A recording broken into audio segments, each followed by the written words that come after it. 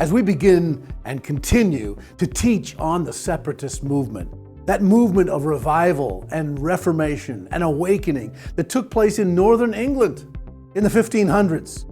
We've seen that the Spirit of God moved upon that northern England area and began conversions in the hearts of individuals, simple farmers and businessmen at that time period, and they began to get converted. Their hearts changed, surrendered to Jesus Christ as Lord and Savior of their lives. As that began to happen and their homes began to change, it became known as a revival of hearth and home. The Bible began to be read to children around the hearth in the morning and the evening. And we found that revival spilt over into the church. But the established Church of England was not ready for that, did not want to see that happen. And they began to form their own covenant that turned their church into a living organism where they would learn to work together by covenant.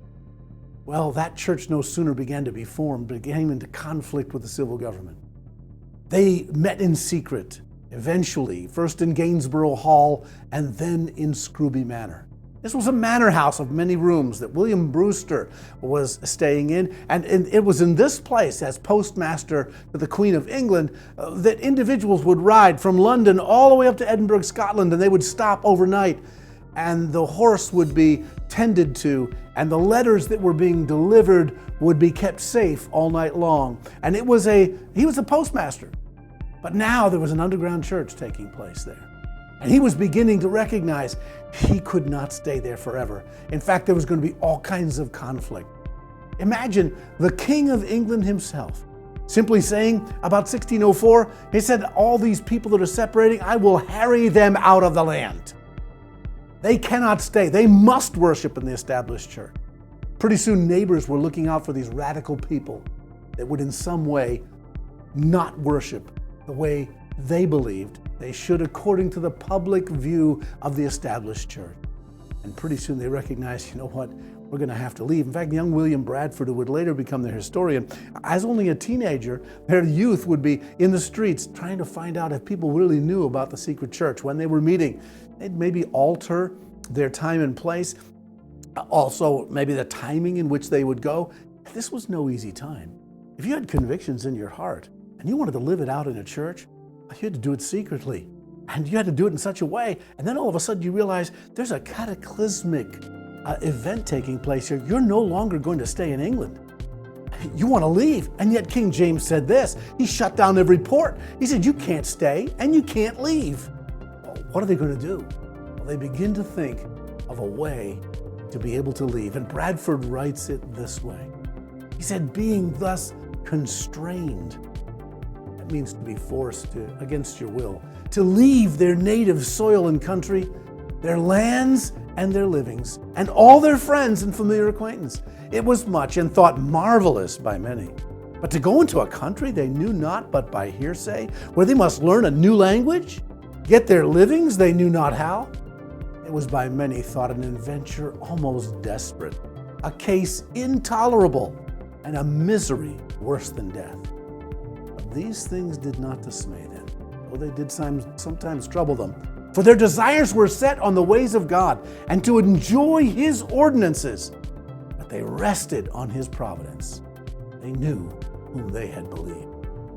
See, this was the conviction of William Bradford, that indeed these people said, look, even if we have to leave our native England, they were farmers. Now they were going to have to go to the Netherlands, the only place where there was religious freedom and religious toleration. They would need to go. They recognized now they need to have protection to live out their beliefs. They didn't just need that personal home conversion and then their covenant in their church. They now needed protection of religious liberty because they were constrained to leave by the pressure in their culture. Well, what would they do? They now had to go to the Netherlands, but it took them twice, 2 trips to try to make it. First, they would have been arrested. They were turned into the authorities and put in jail. And the next time, the women and children were separated from the men, and yet the men got finally over to Amsterdam, and the women and children got over later. And then they begin to make their home of their new church in Amsterdam for a year, and then Leiden, Holland for 11 years. It's there where they truly grew.